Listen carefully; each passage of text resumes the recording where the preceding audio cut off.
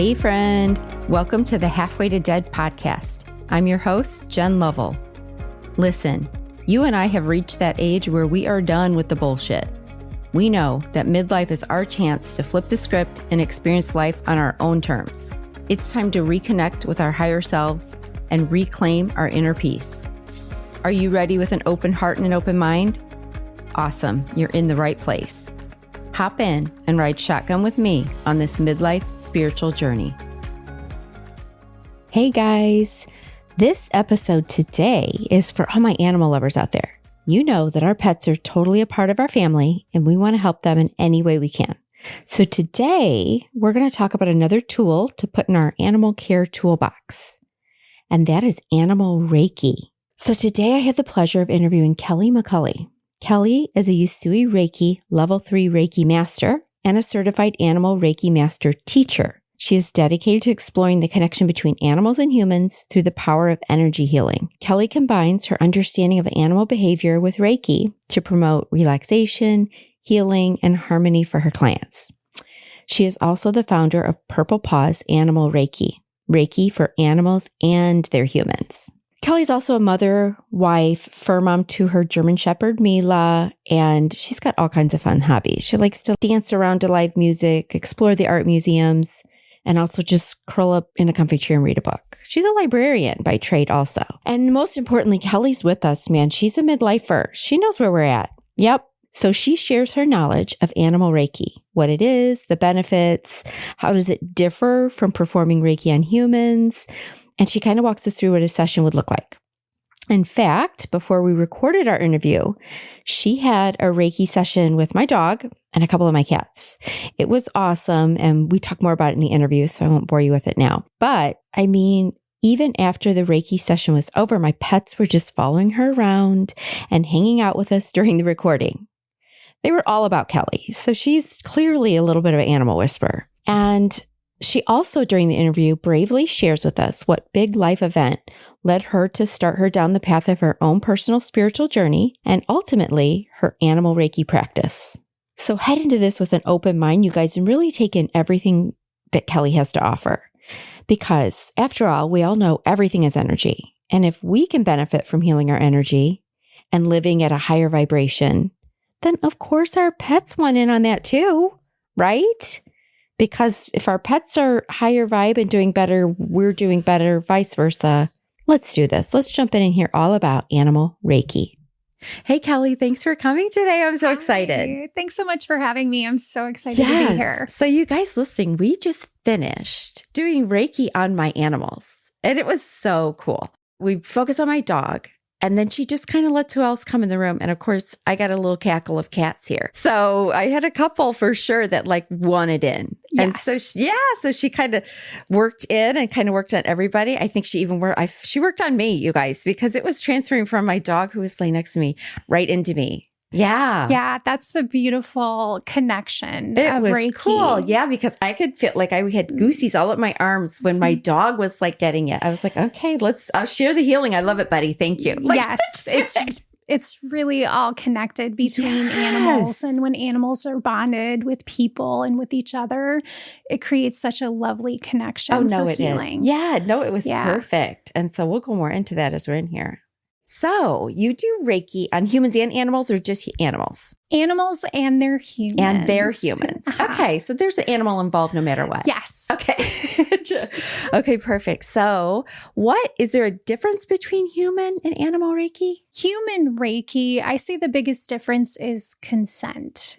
In human Reiki, you drive to your Reiki appointment or your practitioner comes to a location and you willingly go there, hopefully. And you're laying and you're relaxed and you're having, opening up that channel for healing. For animals, they really cannot give us that vocal consent. So we have to find other ways to make sure that we're honoring their boundaries and getting that consent from them. Animals are definitely more energetically sensitive. And so some animals are just going to be wide open to the healing. Some animals are going to be a little bit more skittish, and some are just going to be like, nope, this is not for me. Yeah, because animals can't talk like we do and say like, this is what hurts. This is what's bothering me. You got to really just feel it from them. Yes. Yeah. And so, of course, going into an animal Reiki session, you're going to get as much information from the pet owner as possible. Yeah. And so you're going to find out, what are some acute or chronic issues that they're having? What's their personality like? How do they interact with other animals in the home? Kind of what is their natural disposition?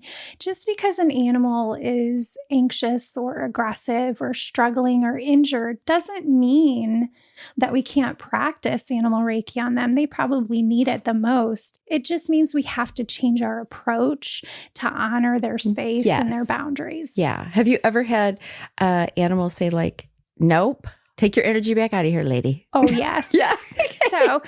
Yes. I have one particular situation where it was a more senior pup, Copper. So Copper was a senior pup with a lovely, lovely family and cats too that lived with Copper. Yeah. So Copper's a senior, and I went in there to provide some therapy for joints, relaxation, just a senior pup. So maybe losing some of their hearing, their vision, cognitively declining. Yes. But wanting to provide that relaxation for them.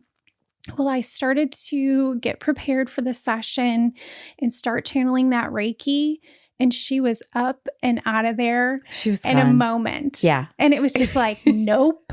Nope, she doesn't want that.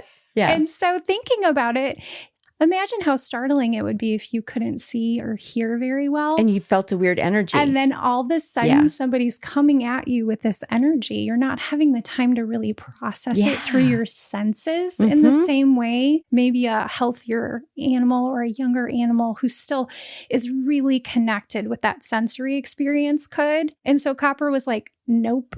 Okay. Well, he's like, I'm good. I got it covered. And fortunately, there were some cats living with Copper. And so they were very interested in the healing process and getting involved in that. And I had the opportunity to work on a few of the cats and just give Copper the space to get used to me, to feel that the cats were into it. And we were able to, by the end of the session, to go outside in an area where Copper felt more comfortable. Okay. Yeah. To be able to do the session outside and provide a little bit of healing for her. Because it's nice that you don't have, like with the vet, we have to bring our animal in. So it's really nice that you're coming to where they're already comfortable. Yes, that's so important. And I've had people that want to go to local parks or meet in more public places. Maybe they have their home environment isn't the best for relaxation. Or there's other animals maybe competing for attention. Okay, yeah.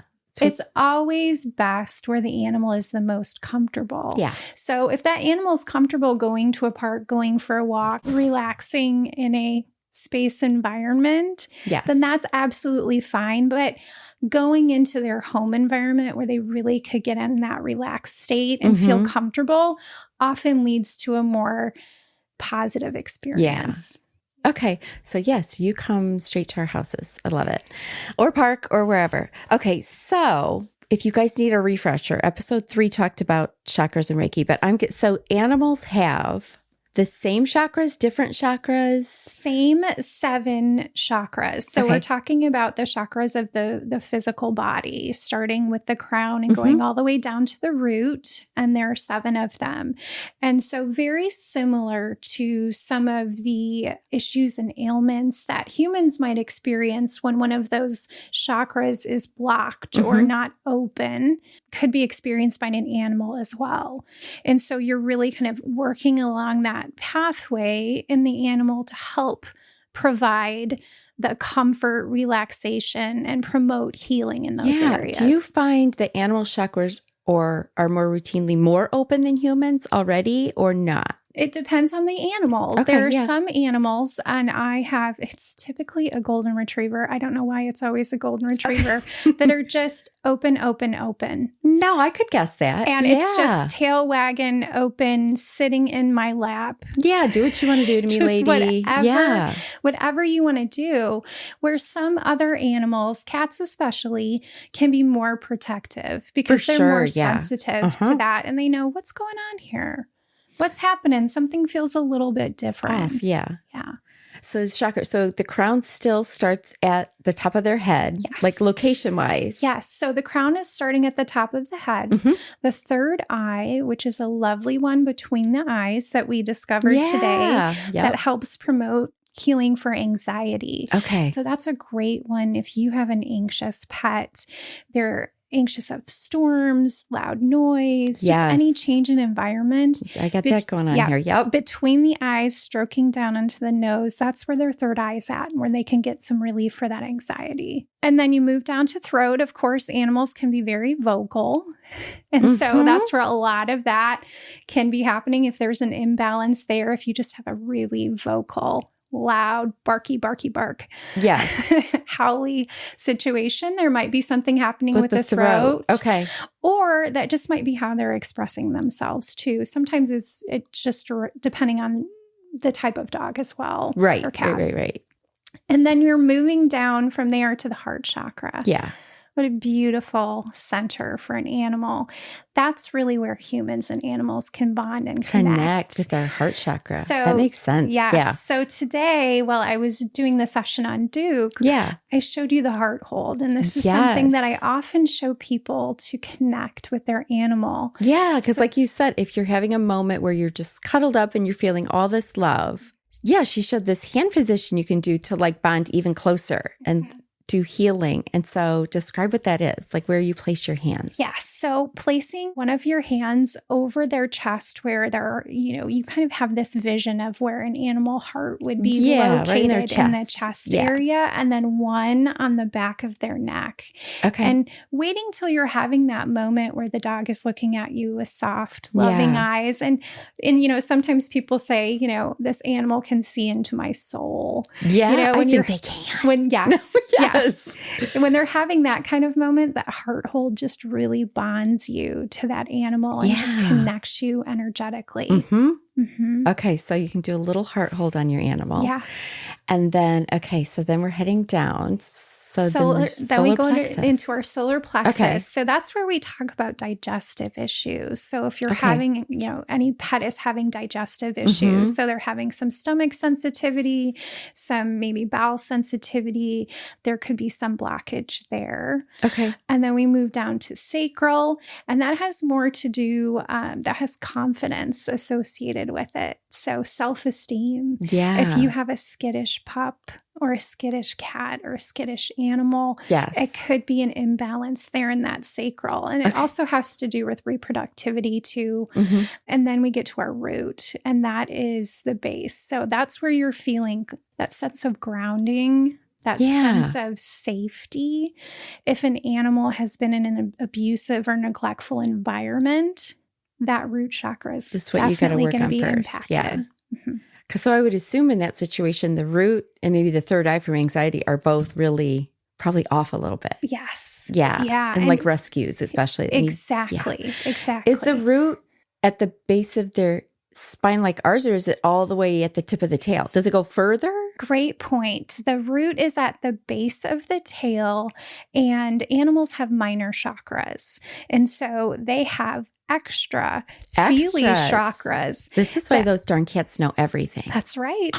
That's why they know everything. Yeah. It's really sensory related. So thinking about the tip of the tail, the tip of the ears, the snoot, and then the feet, the pads or hooves of the feet. Okay. They have extra chakras, bud chakras there. And those can be very sensitive to changes in the environment. So it's often why you're seeing your animals maybe startled or acting up if there's something in the environment that they're noticing even before you are, whether that's a storm or something's kind of shifted with the energy in the environment. You know what's funny? Here's the everyday kind of thing. I swear to God, if it's a day they have to go to the vet, they all know. They know. I don't say a darn word out of my mouth. I just get up and pretend nothing's happening today. They all know. Right. Nope. They're gone. I think it's also our energy of anxiety. They can read ours. They're going to be anxious, so we're anxious about they're their like, anxiety. oh shoot, why is she so anxious? She put me in that carrier? Yes. So they know. And you're like, I'm just going to hide the carrier until we're ready to go to the vet. I don't even bring it in the house, and they know. Already processing it in their mind. They know. Dogs don't care. No. But those cats are like, I don't like the vibe this morning. Like, I don't like it. Yeah. Nope. I get that a lot. Those cats are smart. Yes. Yeah. And animals have, we talk about the 7, those physical chakras happening in their body. Then we're talking about the auric layers. We're talking about the aura of an animal. Okay. And so the 7 auric layers as well. So animals are really more based in emotion and people are more based in logic. And Makes so sense, they're feelers and we're thinkers. And so they're far more in tune with those emotions and the fluctuation of them. That's like their instincts. Exactly. Like we don't go to our instincts and intuition first. We go to just what we think in our brain. Rationalize. We have to work hard to trust our intuition. Yes. But animals just do it. It's their default. They just know. It's their default. Yes. They just know what they're doing. Yeah. That's even like horses and stuff, like know when a storm's coming. They know when they need to go find shelter. Like, And you hear about animals and wildfires and natural disasters and things that are they know which direction they have to go before. You know, an animal migration, they know long before the events happening where they need to go and what they need to do. Yeah. So if your animals start leaving, like then just you pack up and leave. Pack up and leave. You need to go with them. Yeah. Like if your dog's like, let's get in the car. It's time to go. Get in the car. Yeah, yes. I agree. No, I say all the time, like, I totally trust like my animals. Because like we had our session and you saw how calm my dog is. Yes. He's just a chill dude when he's in the house most of the time. So when he doesn't like someone, and it's rare, but like, my FedEx man. No, something's wrong with that person. Like, swear to God, I don't even second guess. And I'm like, don't like them. Don't want them around. Because he knows. And they have instincts about other animals that way too. You know, if you've ever had 2 animals that really have very even, calm dispositions that just simply can't get along with one another. Yeah. They're reading each other's aura. They're really... They're getting that sense and they're getting that from people too. Yeah. And so they know. And like we said, they're going with their instinct. They don't want to be around that dog.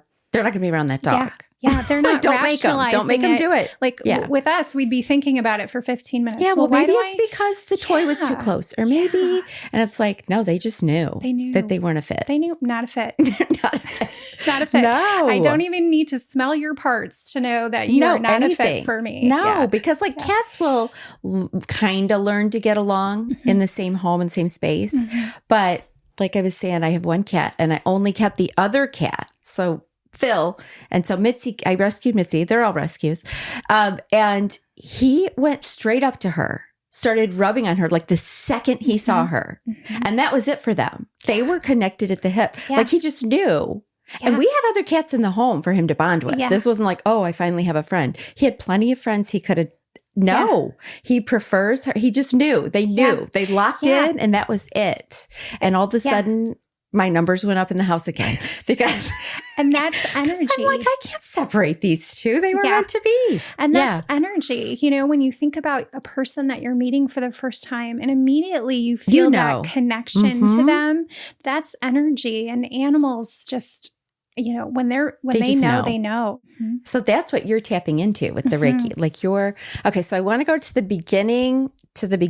Like when you arrive at someone's home, what's the first things you do to like set the scene for the Reiki? Yeah, so it starts even before I enter the home. So I really try to ground myself and get myself into a neutral space before I even come through the front door. Because you have us email you information about our animal ahead of time. So you can start focusing on like their name and meditating on everything going on. Yes, and start thinking about, what are some of the challenges that they're experiencing? What are some areas of healing that we're going to be trying to promote? If there's some behavioral issues or some, different strategies might be needed to approach the animal. I'm starting that process before I even arrive. And so as an animal lover, it's hard not to be excited when you're meeting animals for the first time. But I have to be very careful with that because my excitement is just promoting They'll feel their the energy. excitement. They'll be excited, and you want them to calm down. And we want them to calm down. So you have to calm yourself first. And that's something that I've had to learn along the way, because really I'm one of those people where it's, can I pet that dog? Yeah. Like, I don't care how many people are here. I just want to play with your dog. Exactly. Yep, that's exactly. me. Yep. So when I come into the environment, I try not to make a lot of contact with the dog. I really just ignore them with all of the pets, all the animals I work with. I just try to ignore them and assess the situation, start conversation with the owner just to get an idea of how they're doing today. What are some, just reiterating issues things we want to focus on, and thinking about just kind of what the intention is.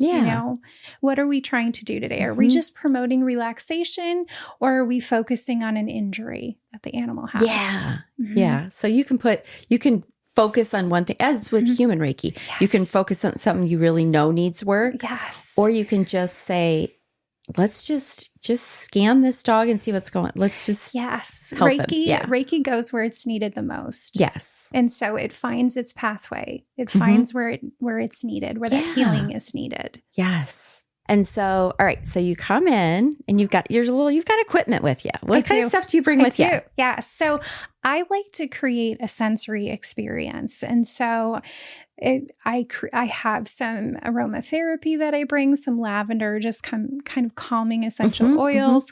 I play music for relaxation.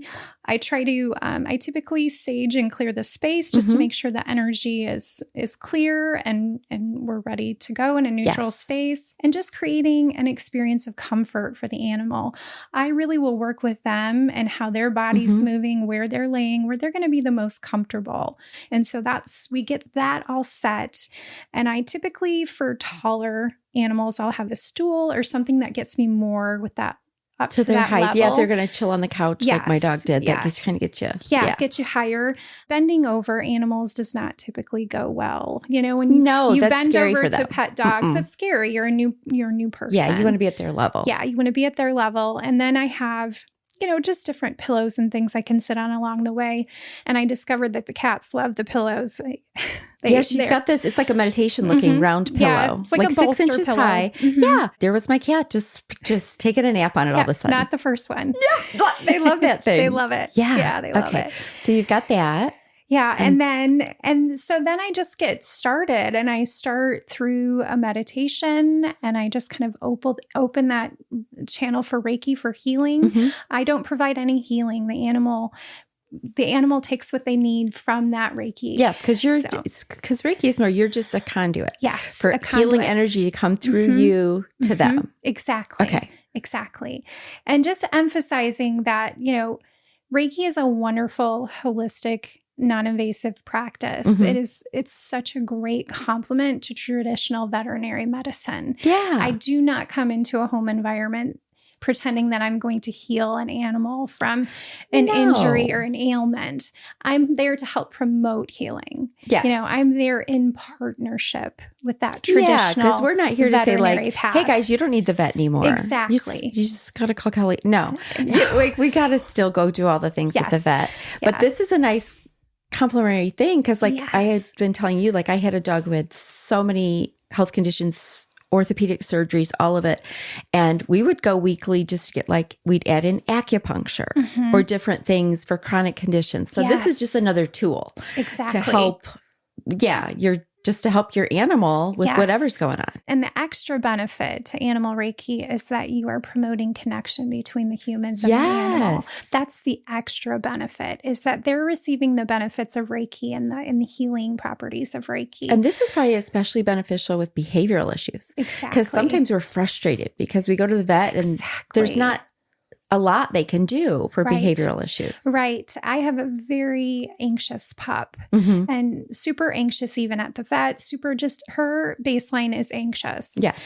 And so there's trauma there that just lives in her body from when she was a puppy and she was abandoned. And that is something that's just going to be a part of who she is. Yeah. And so knowing that the Reiki can provide some relief for that, but it's always going to be part of who she is. But probably, like you said, bonding more with the owner, working on clearing like the root chakra, like you said, like grounding them a little bit better is probably helpful. Not that all of a sudden your like very aggressive dog is going to be like real chill, but but just helping promote that connection between human and animal. Animals are naturally grounded. They're walking around on the ground all the time. Yep, they don't wear shoes, and so they're naturally grounded beings, and we can learn a lot from that. Yes, like they're grounded. They live by their instincts. All the things we work so hard to do. Yes. They just know to do it. Yes. Like it's just already a part of them. Yes. We go through training. We go through classes. We go through meditation. We go through all these things where it's just instinctual for animals. You look over at a cat and you're like, man, she naps a lot. No, she's meditating, everybody. Like she knew she needed a little break. Yes. Yes. And so she just does it. Okay. So you have opened up the room. Yes, the room is open, and it's typically up to the owner to decide if they want to be right next to the animal, if they just want to observe, how they want to interact with that. Sometimes if they feel like it's a distraction, they can sit far from the animal, or if it gives the animal more comfort, they can be right there. Like Duke was right, nuzzled with you today. He pretty much like fell asleep on my feet. Yes. Which is fine. We just stayed right in that spot, and he did. Yeah, he was loving it. Yeah. So I get myself ready through meditation, and I just call in Reiki to come through me as a conduit. I thank my spirit guides for the opportunity. And then I start to beam Reiki to the animal. And the reason for that is consent. So consent's really important with the animals. And so we want to make sure that we are getting that okay from them before we're putting our hands on them. And so beaming to them is really just sending them that loving Reiki energy before you're putting hands on them. And in that exchange, you're getting a sense of how is the animal interacting with you? Yeah. Are they open to this right now? And you coming in closer? Right. Or not? Are they calm and relaxed? Or are they laying there and looking at you or moving away from you or not interested at all in the experience? That's really important to do from a distance and to start that. And if you feel like that consent is being given by the way the animal's reacting, they're yawning, they're, closing their eyes, or they're a cat rubbing up against your leg. Yeah. You know that they're like, okay, they're ready to go. They like your energy you're sending. Yes. They're ready to go. And then what I do is I just do an auric scan. I just scan the aura, see what I'm feeling, see if I'm seeing any colors, if I'm feeling my hands gravitate to a certain area of the body, just kind of doing a scan over the body. And then if the animal's responding, if that's as far as I can get, as close to the animal as I can get, that's totally fine. They're still getting that healing. Yes. But then last step would be the hands-on and being able to work with the chakras, work through their body to be able to provide, be that conduit for healing. Yeah. Where are they needing to heal themselves? Yes. Because when you were at the permission point, so my dog was not looking at her. He was just like pretty chill. Like really, he was falling asleep, I think. And then she started doing this. She started the permission thing, and he literally looked straight at her. Like they locked eyes for a little while. And I was like, oh, okay. Because it can. I mean, they're feeling that energy transfer between the practitioner and the animal. And so it can be a little startling for them. And after a moment or two, that might be like, okay, this isn't so bad. And then he was like, he looked at you for a little bit, and then he was like, okay. What I ended up doing is working on one of the cats first, because one of the cats was rubbing up against my legs. She was like, I'm ready. And she was ready to go. And so using that Reiki with the cat that's giving that consent, that's open to it, is also kind of creating that environment, because animals are bonded together in the same home. Yeah. And so when they're feeling that connection and they're feeling that safety, energy they're going to be more space, open. They're like, okay, what's going on in here? What's going on in here? Yeah, I want some of that. Yes. Yeah. So you worked on my cat first, because she was all over ready. you. She was like, come on. Let's go. So then we got done with Emma, and then you went got back to my dog. Yes. So what I do is in between, if I'm practicing on multiple people or multiple animals, you just do a cleansing technique where you're just pushing out any energy or any negativity or anything that needs to go. Yeah. And so I always just kind of push that towards the window, get that away, and then I start to work fresh on the next animal. Okay. Yeah, because you kind of like wipe off the energy from one pet before you go to the next one. Exactly. And let it just fly away in the air. Exactly. Okay. Yeah. Got it. Okay. So, and like I said, when you were doing, and so we'll back it up because this whole time, you guys, she's got this beautiful music on. And you use the Calm app. Yeah. And what was that one called? It was for animals. It was for animals. It was, I think, calming piano music for animals. So I just really try to create a sensory experience for them because they're so connected to their senses.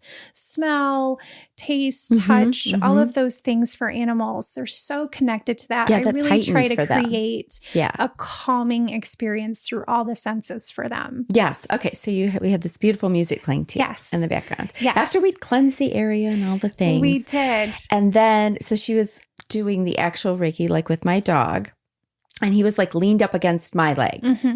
And so I could feel it though, coming into like to me. Cause like I showed you, I was like, oh my gosh, I have like goosies all over my arms. I was like, okay, yeah. Cause I got a little injury myself right now in my back. So I was like, share it, buddy, bring it.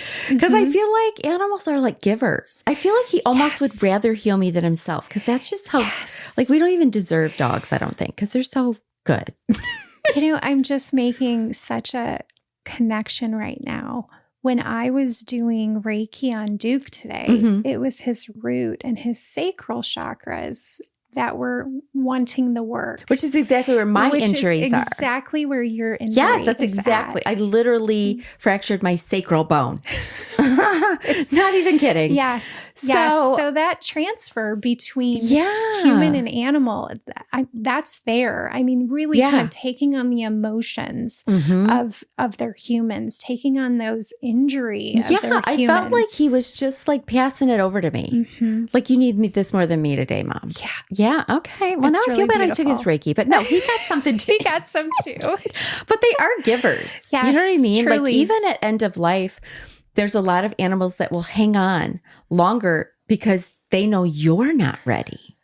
Yes. I'm so glad you bring this up. Even though that's not the right way to do. I'm not advocating you let them hang on, because the most beautiful thing we can do is allow them to go when they're ready and not wait for us to be ready. Yes. Because they will suffer for you. I'm so glad you bring this up. I do end of life. Yeah. I was going to ask if, that could be a really great time for this crossover. And I've spoken with this owner and gotten permission to talk about this particular situation. So this is a dear friend of mine who had just her soul dog.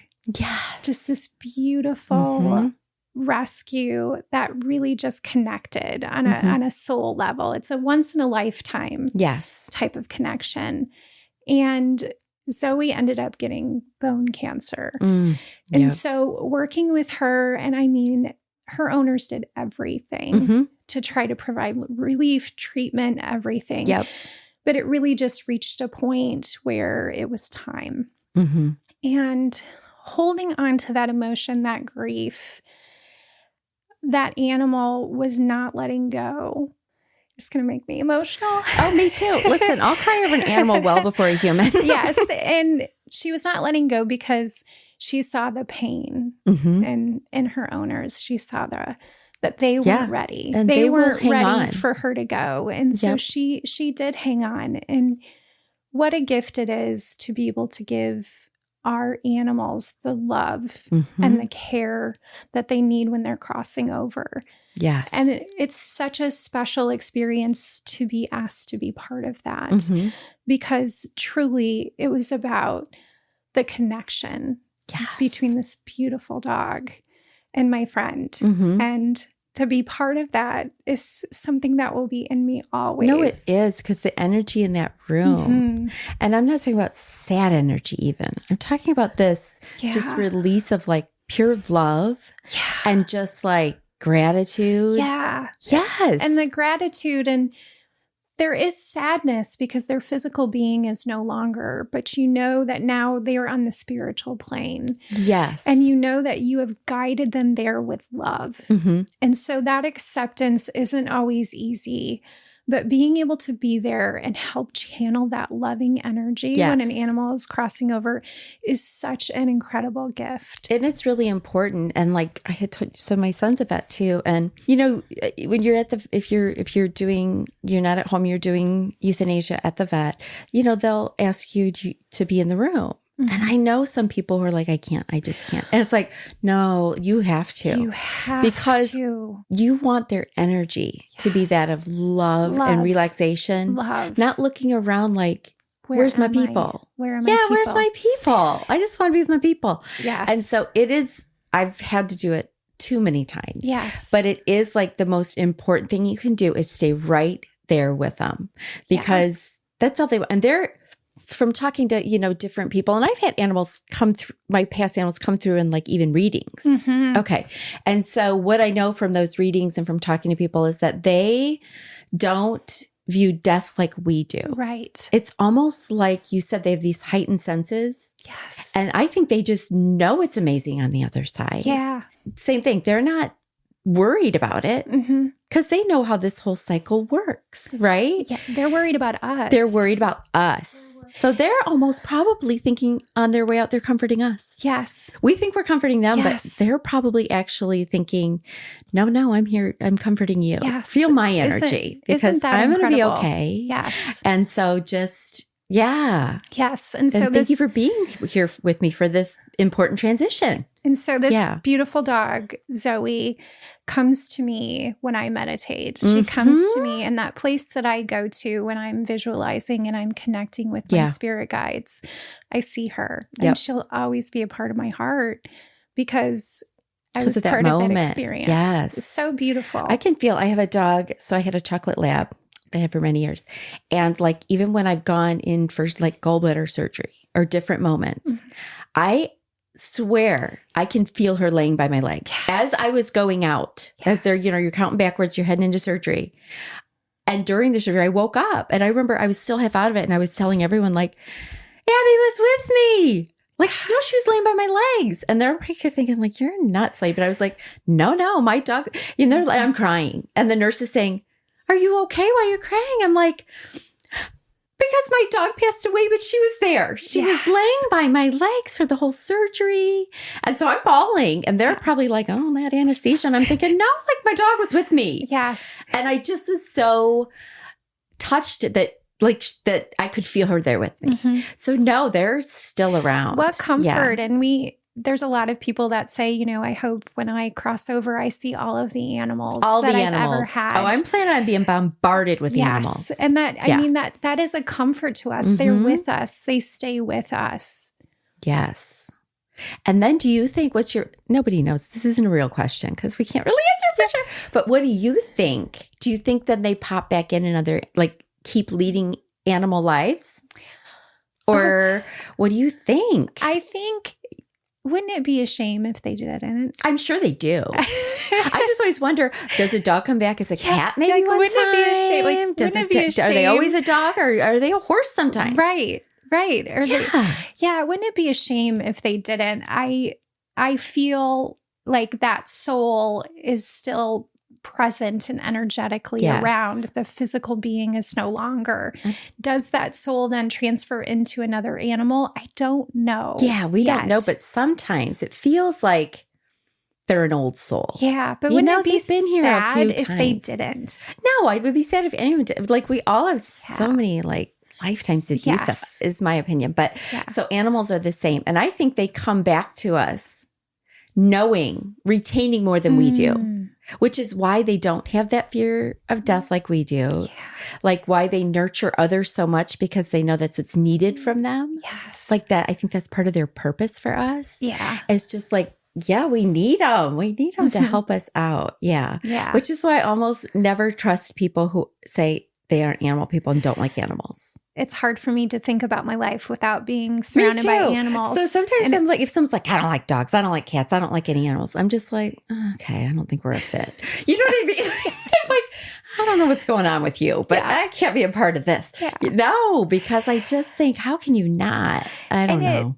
It really, animals kind of break through that cynicism that humans have, right? You think without even speaking. It's just their energy and their look. Think about somebody that you meet that's maybe, mad at the world or isn't in a happy place, but for some reason, the animals can get through to their heart. Yes. Yeah. They have a way of doing that. He's like therapy dog. Yeah. It's just amazing. We can train therapy dogs for all the things they can do. Oh, it's incredible. Like they can detect your blood sugar going low before anyone else knows. Yeah. To lower height. They know. Yeah, they know. And so that tells you right there, their senses are heightened. Oh, for sure. They're reading your energy because they're not, how else would they know your blood sugar is going low? Yeah. And there's proof right there. Some animals are more empathic than others. I have a dog, I have a German Shepherd, and while her superpower is being an empath, she's also challenging. She's anxious and has a hard time being still and a hard time settling down. But boy, does she know when someone in her home is having a bad day. Yeah, and she's right there. She's right there. Yeah. No, she knows. So sometimes we think we have an animal that's a handful. Oh, they got anxiety. But that just might be because, like you said, they're an empath. They're feeling everything. Yes, they're feeling more everything. deeply. And so you just have to adjust to that. Exactly. And okay, that's who they are. And honor that. And honor it and work with it. Honor it and work with it. And just like the humans in your house, you honor who they are. Who they are. Yep. And you just work with them. And that's why... Yeah, especially the rescue animals. They take a minute, but then they'll be like the best thing ever. Yes. And I feel, with our rescue, she will never be the type of dog that you can take her in a public space and she'll just, love everybody and go up to other dogs and make friends and all of that. She is very much her home environment, her people, introducing new people, new things. You just got to take your time and honor that about her. Yes. And then she'll be good to go. Yeah. No, we definitely have to do that. Okay. So then at the end of Reiki, you kind of close it up. Yeah. Kind of close it up. So I close off the session. So kind of effectively closing the conduit for Reiki between me and the animal, and just to do a little bit more of that cleansing from them. Yes. And just kind of see how they're doing. Are they typically animals after a Reiki session, they might be more sleepy. I love getting pictures from folks that I've worked with that their animals just passed out drooling in a corner. Right. Like I'm over it. Yes. Yeah. They're just relaxed and tired. Sometimes they're thirsty. Yeah. And then sometimes you might not see that the animal has a lot of reaction to it, but the person, the human, might be in a really relaxed mode for the therapeutic state for the day because of that transfer. Yeah. No, I love it. So some of the benefits of Reiki are what? What would you say some of the main benefits for the animal and the human, but primarily the animal? What kind of things are you seeing them get relief from? Getting relief from whether it's a physical issue, it's an acute or it's a chronic issue, if it's an injury, or if it's something that, they consistently maybe struggle with, so maybe a digestive issue or, an emotional issue, that anxiety or aggressive behavior or, just having a hard time interacting with their animal siblings sometimes. Okay, yeah. This can promote just more balance in that.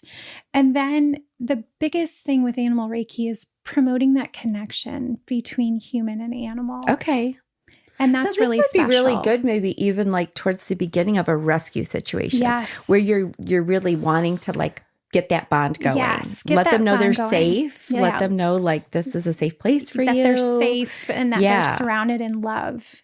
Yes. Okay, that makes sense. So physical ailments, yes. Yes. Behavioral problems, yes. Emotional bonding, yes. With their human, yes. Okay, what else am I missing? Which then connects to the spiritual plane. Yeah. Right? You're connecting to that intuition. You're connecting to something more spiritual. You're really kind of tuning into what the animal's trying to tell you. Yeah. Think about how, people with horses are so connected to them. Yeah. It's a really beautiful relationship. And seeing that bond and helping to promote that, and it's really just a gift. It's perfect. I got another cat wandering in here. You weren't in on it, girl. You didn't come out earlier. That one's Luna. Yeah.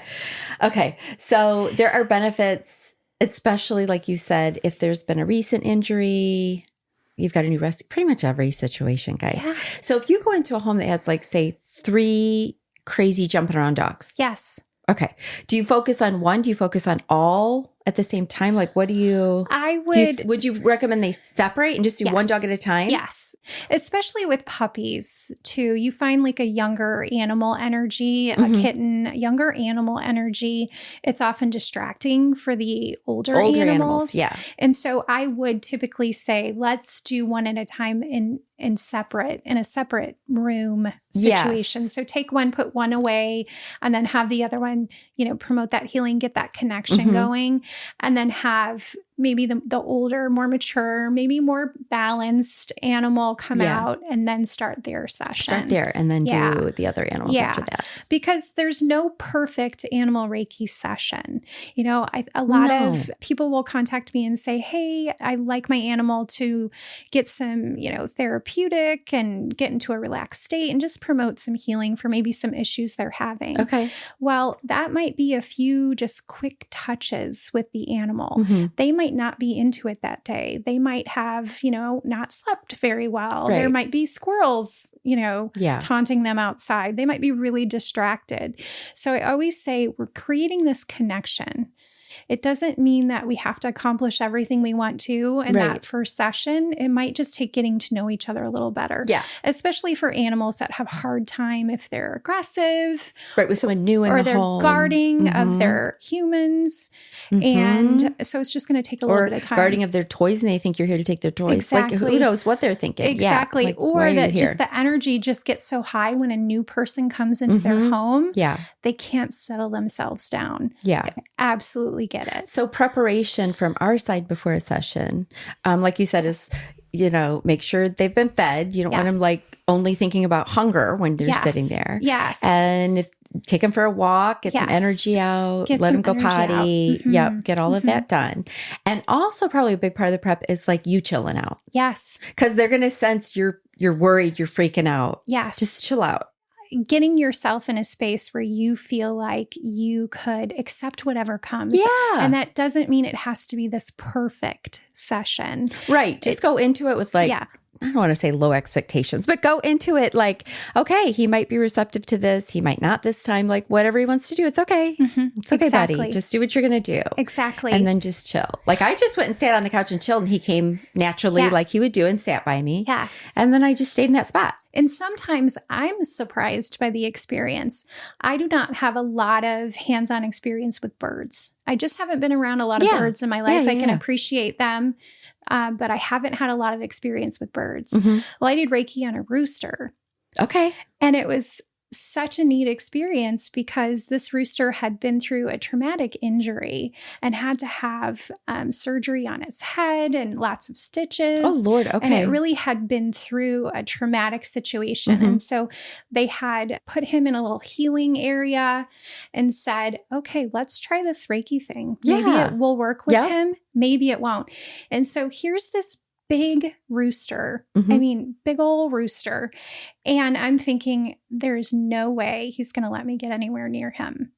Yeah, you're like, because typically when I think about roosters, I think they're, they're aggressive, they're territorial, they're protective because that's what they do. Supposed to do is protect their flock. And he was so open to it. One of his owners put him in his lap and I just started doing a scan and it just got that conduit going for healing. Yeah. And this rooster was nodding off in my hands. You had a rooster sleeping. Falling asleep. That's so cool. It was just the coolest thing. Yeah. And like he knew he was safe. He knew you were there to help. Safe. And he knew that his owner was there and holding him. And he's, going through his recovery period. And it was such a cool experience because I didn't have a lot of expectations going into it. Right. And I really learned from it that really animals can be very open to this healing. Yeah. Because they, like you said, they sense energy. So they know what's going on. Yeah. Okay. So you've been out to farms and you've been in people's homes. Yes. Are there any other like animals that we wouldn't have thought Well, you can do distant Reiki on animals like at a zoo or in wildlife too. Yeah. So obviously that is more of a distant situation. So there's not really a consent phase for that, or that is really just kind of what's moving towards you, right? If an animal doesn't like it, they will walk away, they will run away, they will not be around that energy. Okay, yeah. But imagine a moment where you're on a trail walking and there's a deer and that you're able to just kind of lock in with them for a second and say, what can we transfer back and forth? Yeah. You know, that's a moment where I would stop and say, do you want some healing? Okay. Yeah. And you're not actually putting your hands on the animal, but you're having that moment where you're connecting. Just that energy connection. Yeah. Yeah. So it's really any animal. Any animal. Yeah. And the neat thing about Reiki is that you can send it distantly. So you can do remote sessions, you can do distant healing that way. But Reiki it can span through space and time as well. So you can actually send healing to an animal during a different part of its life in the past. Okay. And you can send it to the future as well. Okay, so you could, like, if they've been maybe abused, exactly, like in a prior little animal life, exactly, you can go back and try and heal that for them. Yes. So when I think about my dog, when I think about my Mila, we got her when she was around 4 or 5 months old. But at that point, you know, she had been abandoned by her former owners, and you know, found her way to us. But often I have sent that healing to her as that puppy. Because what happened during that time was foundational for her. Sure. Yeah. Because that's damage that animals have for the rest of that lifetime. Exactly. Yes. Because that, you know, that trauma and that abuse, much like humans, that can stay in your body. It just stores in there. It can stay in your body. And that's what can cause blockages. And that's what can cause, you know, that's what can cause ailments and things. It's actually what brought me to Reiki. Oh, okay. Because So tell me about that. Tell me about this. Yes. So how long ago did this happen? Was there like an event? There is an event. What often happens in middle age, which is so interesting, is that, you know, there is an event that just kind of, you know, you get these little glimpses of things and then something knocks you over the head. Yep. Well, when I was 41 years old, I was diagnosed with lung cancer. Okay. Yeah. And so nothing in my lifestyle would give any reason to believe that this is the type of, you know, situation that I would be in. And so I went through the surgical process, went through healing, but really sparked just kind of that spiritual healing. Well, that's a big spark. Yeah. I mean, that's a big spark. Yeah. It wasn't something you would even have thought, because like you said, you weren't like a heavy smoker. No. Did you have a family history or anything? No family history. No. How'd they find that then? Did you have symptoms? I had some swelling above my clavicle. It was like some lymphatic drainage issues, really. Just things in my body, inflammation. And I just went in for a general checkup with a primary doctor, and they decided to do a chest x-ray, and they found it in the chest x-ray. And so from there, you go through all the diagnostic testing, all of the anxiety, all of the things. And it did turn out to be cancer. And I'm fortunate because it could be treated surgically. And so, because you caught it early. Because I caught it stage 1. It can be the most lethal cancer because people often don't catch it until it's so far gone, especially for a non-smoker, because why would you possibly think you would have needed this, a chest x-ray? Right? Yeah. Exactly. Yeah. So in that healing process, which was 2020, like just before the pandemic. Right before the dang which is COVID. Incredible. Yeah. So just before then, I had the surgery and I was healing. But in my healing, I knew I needed more than just traditional medicine, because that was healing my body physically. You needed more. I needed a spiritual and an emotional healing. Yep. Because it felt like someone had just dropped a bomb into my life. And now I just had to, and they said, okay, well, you're healed now. So we're done with you. you just go figure out everything else, right? Yeah, and you're like, wait a minute, my life is upside freaking down. Yes. And the doctors are done with you. We did our part. We did our part. Yeah. And so then it started a journey of just, thinking about like holistic, holistic therapies, connecting with that spiritual part of me and, finding people, I had a friend that said, hey, let's go to a sound bath. You really should try this. That was it for me. You felt it. I did a sound bath and I felt it in my soul. And then from there, I started going to sonic Reiki and just opening myself to that. And, when the student's ready, the teacher appears. Yep. And I have two incredible teachers that have appeared in my life and have brought. So did you just start with just human Reiki at the beginning and then you felt called to animals? Yes, just human Reiki. And I was seeing when I was meditating and when I was dreaming, there was consistently animals in the background. Animals in the background of all of these, just kind of daydreams and visions that I was always having. There were always animals there.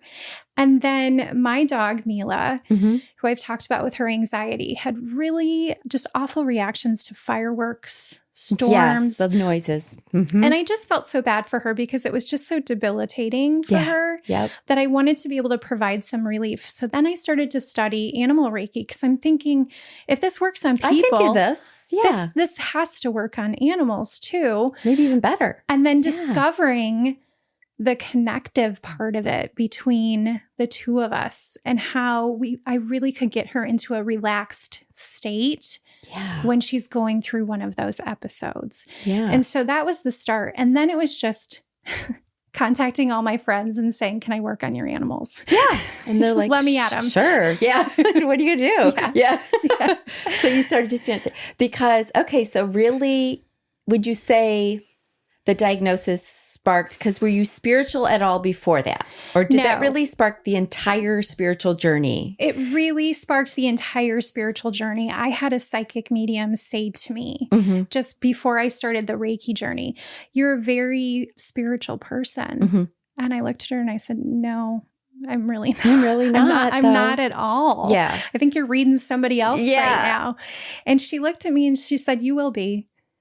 And she's like, it's coming. It's coming. Yeah. It's coming. So it really just connecting with that and, healing animals, you are healed when you're providing that healing for other people. Yes. You're healing yourself. You are. You're helping others, but you're really helping yourself. Exactly. Because I feel like these traumas, no matter what it is, whether it's like a diagnosis for you, for some it's a loss of a loved one, it could be a divorce, it could be a lot of different things, cracks us open. Yes. To the point where we're like, all right, I'm cracked open. Yeah. Now I got to deal with my stuff, right? Now I have to the only way to heal is to get through it. Yeah. And now you're open to everything. Yes. Yeah. Someone says that you've got cancer. You're open. Yeah. You're open to everything. And thinking about not just, the biology of how did I end up getting cancer? What is the exact pinpoint, right?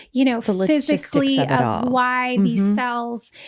It's really about what it's being stored in my body, what in my heart chakra, the grief that I've experienced in my life, divorce, any kind of childhood trauma that's being stored in the body, that catches up with you. It caught up with me. Caught up with me.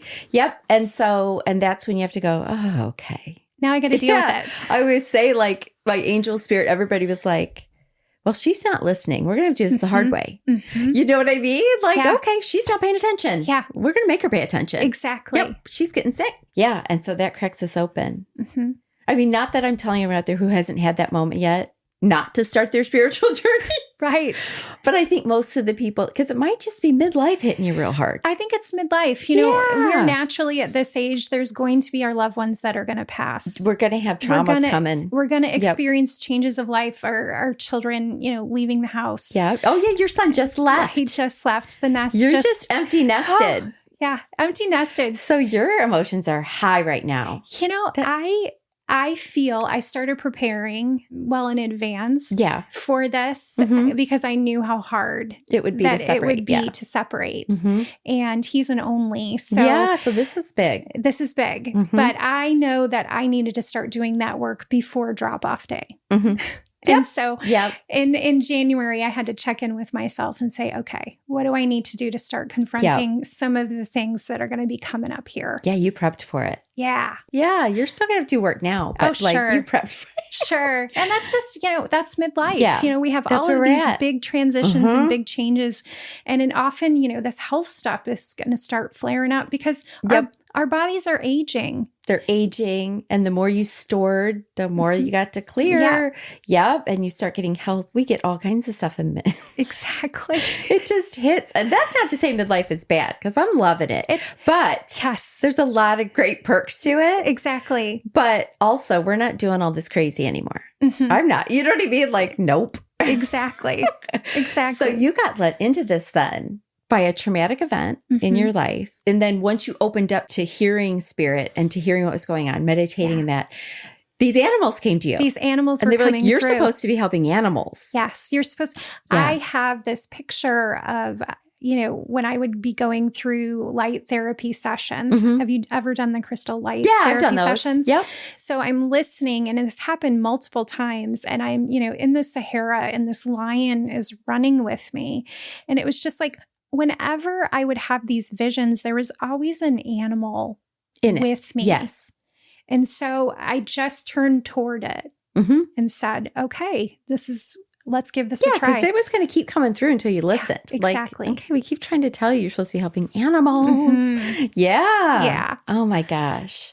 Okay, so that's how you got to it and through it. And so this is not your day job. It's not. I'm a librarian. Yeah, see? Yeah. You're a librarian. And then so you do this. So if people want to book, like, obviously you do like evenings, weekend, like you'll figure it out. Yeah. If people evenings, want to have, weekends, we'll figure it out. We'll make it work. Figure something out for all the animals. Yes. Oh my gosh. Okay. So do you have any tips for us to bond better with our animal, whether it's a new rescue or whether we've had it for years and we still feel a little disconnected? Yeah. Is there certain ways that you've seen that we as like pet parents can bond a little bit better? Yeah, I think it really, to me, comes through in a way that where you can bond with your human kids, where you're accepting them for who they are. Okay. Right? Yeah. I see so many times with animals that we see that they've been defined as a problem animal and that they have these quirks and that they're naughty and that they're anxious and that we gotta get them to be this, And that's probably why a lot of animals end up at the shelter anyway. People just give up really quick, like, I'm not dealing with this. Yes. And so accepting that, obviously you don't want to have all your shoes chewed up. You don't want to have your house torn apart. Right. There needs to be balance, but also accepting the animal for who they are and the quirks that they have. Yeah. And that they're not going to be perhaps the perfect animal. Yeah. And that's okay because that's what makes them them. And probably accepting them is going to help the relationship anyway, because once they start feeling more accepted and feel that good energy coming out of you instead of negative energy, they're going to be like, oh, I like this better. Which is almost why they say like positive reinforcement, because it's like, oh, I like when you like what I do. Yes. Yeah. Exactly. So they're like, oh, I'm going to do that more. That joy is transferring. Yes. And so is the disappointment. And so just thinking about that, it's the same with human children and accepting them for who they are and providing the proper boundaries and, reinforcing good behavior, those types of things, but also approaching the animal and saying, okay, this is who your personality is. You need a little bit more space. You don't like strangers coming into your home. That's okay. Yeah. How can if I'm going to have strangers in here, you? I'm going to put you in a more comfortable room for that time. So you don't have to be a part of this if you don't want to be a part of this. Exactly. Or, whatever's going on. Yeah. Because, we got to make if you're going to get a pet. Exactly. You have to know you're going to have to do some modifications too. Yes. And that whatever is stored in their body from, past trauma or situations. Just like a human. It's going to take a minute. It's going to take a minute. You're going to have to work through it and be patient and not give up. Just like if you picked up your kid and dropped him off at a stranger's house and left, they'd be like, what? Yes. It's happening. What am I supposed to do? No, they would be a mess. Exactly. It's going to take some time. I see this a lot with my volunteer work with foster children. Like, it's the same thing. Mm-hmm. It's a lot to be put in a new environment. Yeah. Same humans, same for humans, same for pets. Yes. Yeah.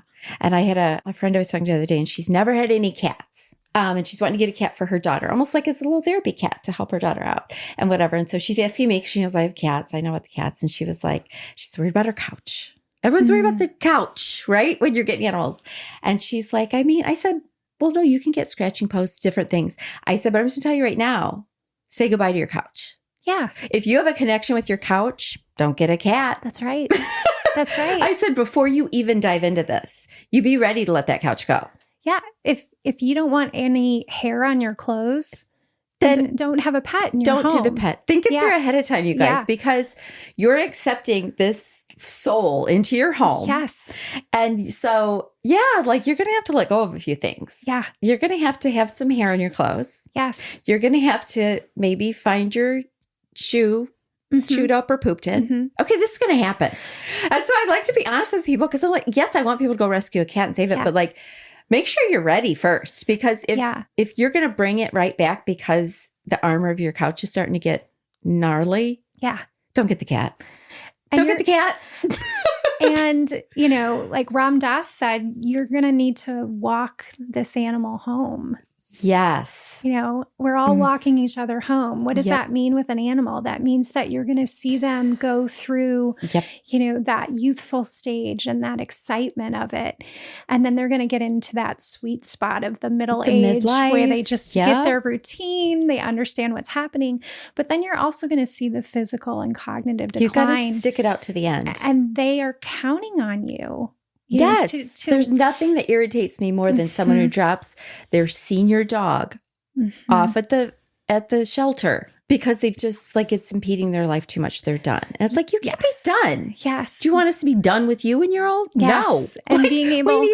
all the way through. You got to see it through. Honor your animals all the way through the stages of their life and understand that part of that is going to be, the sadness of watching them decline and not be able to hear or see or do the things or take the long walks anymore. And also knowing when it's the right time to help them cross over. Yes. And because we cannot keep them around for our benefit. Exactly. It's just not fair. It's, I often say, like, sometimes I think we do a better job with end of life with our pets than our humans. Oh, for sure. You know what I mean? Because we wouldn't watch our dog go through what I have watched people in hospice go through. Right. We wouldn't do it. Part of loving them is letting them go on. Yes. Go on to the next realm. And sticking with them literally through to the end until their soul leaves their body. Be right there with them. Right there. It's going to be the hardest thing you've ever done. Yes. Because I've done it multiple times. Yes. The hardest thing you've ever done. But the beauty in that connection that you are going to be beside this animal that you've loved so much, giving it comfort as it leaves its physical body. It's what a gift. Yep. And knowing and tuning in and knowing when that right time is. Yeah. Because our brains will tell us, no, they're fine. They're eating. And that, they're eating, they're fine. But if you stop and you listen with like your heart and you feel the vibes and you look in their eyes and you're like, you're not okay, are you, buddy? Yeah. Like, you know what I mean? Like I'm not going to make you suffer just because I enjoy you sleeping by my legs. Exactly. Right? When your quality of life has really declined. Of life, when they're not doing the things they enjoyed anymore, it's time. Yeah. And it's the hardest thing you will ever decide. Especially, and it doesn't make it easier if the animal's younger or the animal's older and you've been able to watch them their whole life. It's still just as hard, but just as important to be there with them. Yeah, just to be there all the way to the end. Yeah. Yes. So do you have any stories of like an animal that you saw like some really cool things happen? Yes. I'm sure you do. Have some. I'll start with one of my not great stories where I learned as a practitioner. I talk a lot about consent. And that's been a process for me because the excitement that I have for animal Reiki is that I just want to put my hands on every animal. Right. And that's not how it works. No. The animal has to be open and consenting to the transfer. Yeah. And so I worked with a friend's cats, and Larry is this beautiful Siamese cat, very playful, very energetic, very social. And I just went right in on Larry with some hands-on Reiki.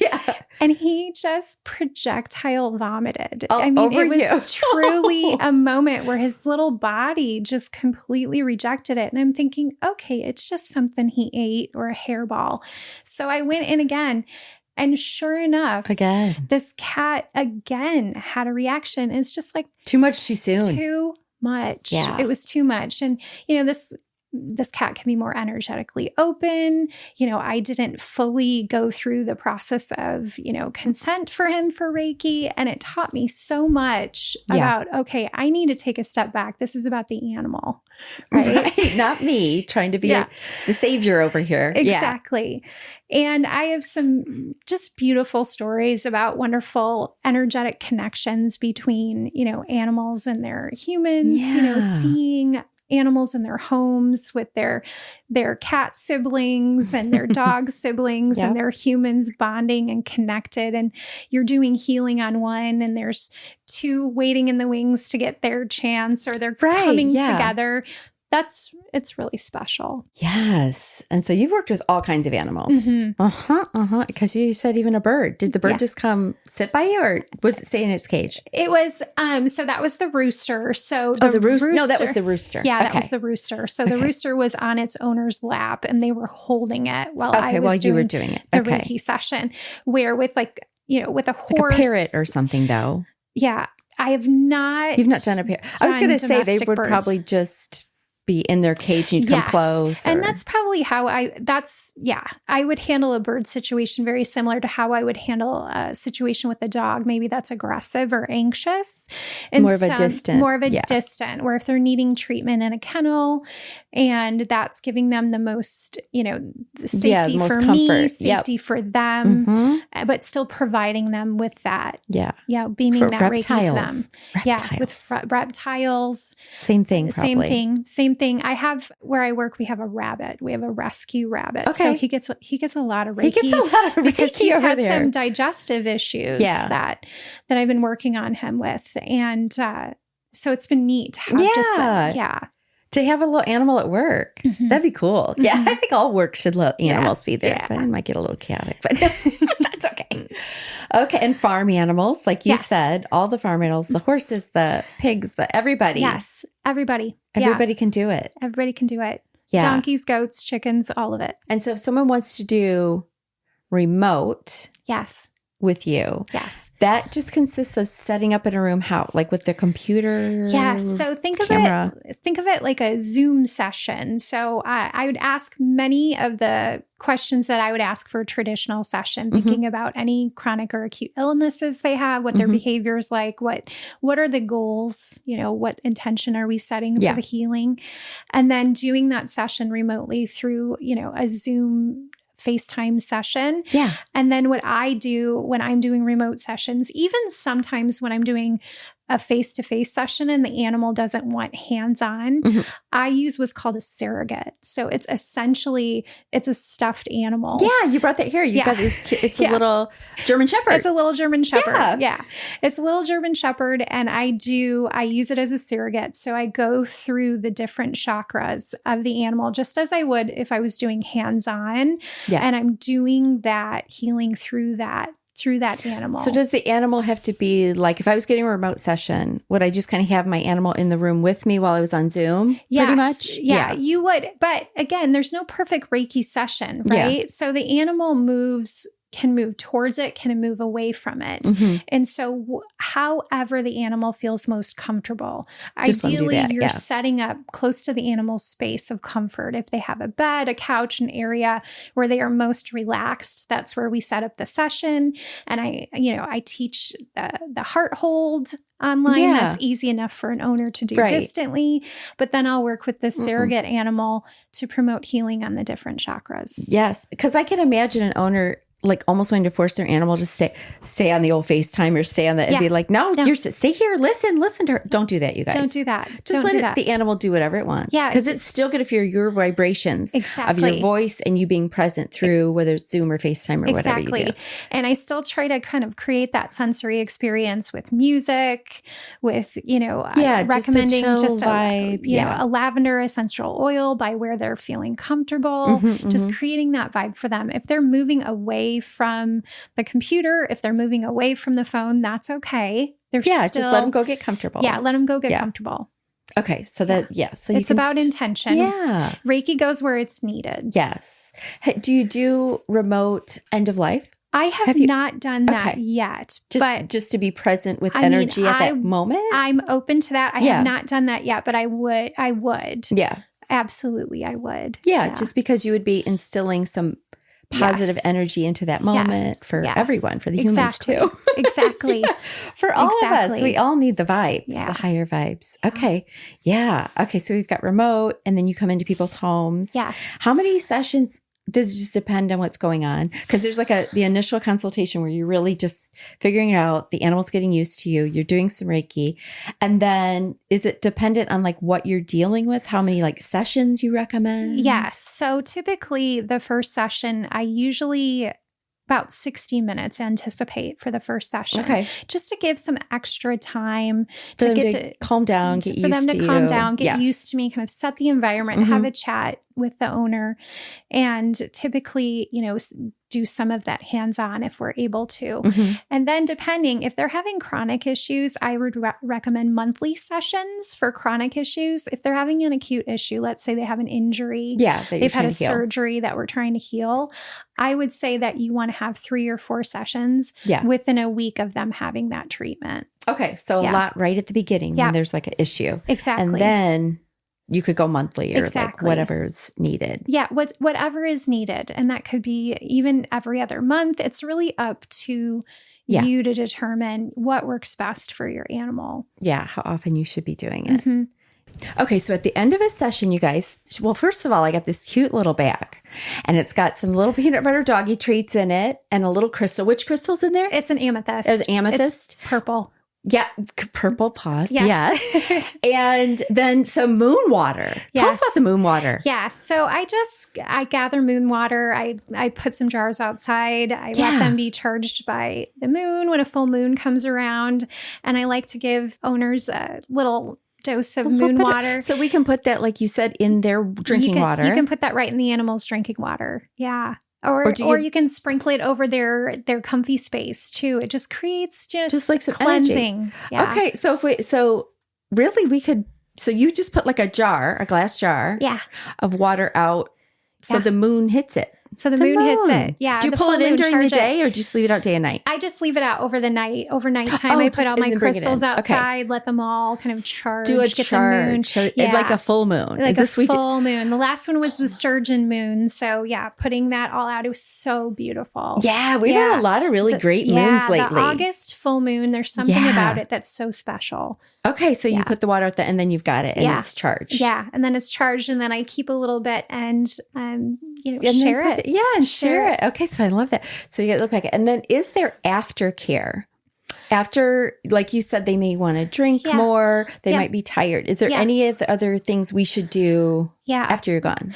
So just to continue to kind of promote that connection, like find when the animal is in that place of sleepiness or, just feeling like, you really can connect with them to take advantage of that channel kind of being because it's probably open, like, like when a human gets Reiki, you're open for like a few days, I feel like, you know what I mean? Getting little downloads and your intuition's heightened. So just kind of keep an eye out for that as well. Every now and then an animal might have like an upset stomach or some, bowel issues or something after, but that's just because stuff's flowing. It's just the energy. Anything that was blocked is flowing now. And so it's flowing. Yeah. So if they're acting a little different or they're having their potties are a little bit different, that's all normal. That's all normal. A little bit of runny nose, normal. Yeah. Just little stuff like that. Stuff's just opened up. Yeah. When you think about the chakras in your body as wheels, and if those wheels get clogged, and then when they reopen and everything's spinning and moving again, you're going to have some stuff coming out. Yeah. Because even when we're like releasing all of the traumas and stuff, just like I'm sure the animals are too. Yes. Yeah. It's not great. Yeah. It's a cleansing. It's not great for a minute. It's a cleansing. Just expect that could happen with your animal too. They Exactly. might be, even if they're like grumpy for a day or two, that doesn't mean they didn't like their Reiki, everybody. Exactly. It means they're clearing out the junk. It worked. That's what it means. Clear out the junk. Yeah. No, I don't think, Fluffy really enjoyed that. No, that's not what it was. Yeah. They're clearing out the stuff. They're clearing it out. Okay. And you told us how many sessions. Okay. So we've learned so much. You guys, I've learned a lot. So I know that you guys are out there learning a lot because you may never even, this may be your first time hearing about Reiki at all. So if this was your first time, you might need to go back to episode 3 and learn about the chakras and human Reiki there too. But then a lot of people don't associate it with animals. Yeah, it's incredible. And it's the same. Truly. We're all energy. It's all energy. It's all energy. So if it's going to work on us, it's going to work on our animals. Yeah. Right? Yeah. And our animals are so, I feel like, they're like our little humans now. Yeah. I don't know. Like we're like. We've personified them a lot. We've really made them a part of our family. Yeah. And we might as well include them on all the good stuff. Yeah. Right? Yeah. And just really kind of facilitate that connection. You're already connecting. Your animal is already picking up on your emotions. Yeah. Already understanding that you're getting ready to go to the vet today. Like, they just really know. They just know. So this helps with our connection and in turn helps us. Exactly. Because if you've got an animal that's like cleared out and has higher vibes, that's for you. That's higher vibes in your environment. Your home, in your cuddle sessions and everything. Yep. Like this is like a therapy, like making sure our dog becomes a therapy dog. Yeah. This is therapy dog training is what we're doing with Reiki. Yeah. Great. No, I love it. Oh, well, this has been so good. I cannot thank you enough for coming by and not only like helping my pets out, because now I got to get my pets doing this stuff all the time. And then, but no, for me, this has been great. Thank you. Yeah. And for sharing your story, because we've all got our story, right? Sure. We're all getting woken up by something. Sure we are. And so, no, that's amazing. And I'm sure you're in good health now, I'm assuming. Yeah, you're healthy, good. Happy. Just moving forward. Spiritually awake. And doing your thing. Yeah. I love it. Yeah. Yes. And good luck with your empty nest. Oh, thank you. It's going to take a minute. Yeah. I don't think it's fully hit you yet. I don't know. I feel like I'm in a little bit of the bliss of it. Because you know what? Because it's only been a couple weeks. And so I'm not to the point where I just feel like, Yeah. And all of a sudden you're like, wow, things have changed. Things have changed. Things feel different. Yeah. It feels like I'm in this honeymoon period. Like with my husband feel good, again. Though, to not have so much going on. Yeah. It's kind of great. It's kind of great. And then sometimes you're like, oh, but I just kind of wish I knew where they were every minute. Yes. Every minute of every day. Wait, I'm used to going to bed and I know that my kid's sleeping and safe. Exactly. And now you're going to bed like, I don't know for sure what he's doing. Idea. I don't know what he's doing. I hope I taught him well. Yeah. My husband asked me the other day, what classes does he have today? I have absolutely no idea. No clue. You're like, I don't know. I have no clue. He's going to class. I've released the little bird. He's out of the nest. I don't know what he's doing. Oh, God. It's good, though. It's a new phase. Smith life is a new phase, you guys, but we're making it. We're going to make it great. It's great. Yep, we're going to finish strong. Yeah. Okay. Well, thank you so much, Kelly. Thank you. I appreciate it. Thanks so feel much. free to come back and share anything else that ends up going on. Okay, great. Yeah. Thank you. Thanks. Listen, I know your time is valuable. And right now, I'm feeling super grateful and totally humbled that you chose to hang out with me today. If this podcast resonates with you, could you do me a solid and hit that subscribe or follow button? That's going to help you out because you're never going to miss an episode. And it helps me out because you're never going to miss an episode. And if you have like 30 seconds more, could you leave a 5-star rating and maybe leave a kick-ass review? Thank you so much, and I can't wait to continue our journey on the next episode. Oh, and I can't forget the fine print. You know, the legal jargon. This podcast is presented solely for educational and entertainment purposes. We're just two friends on this journey together, and this podcast is not intended as a substitute for the advice of a physician, professional coach, psychotherapist, or any other qualified professional. You get it. See you next time.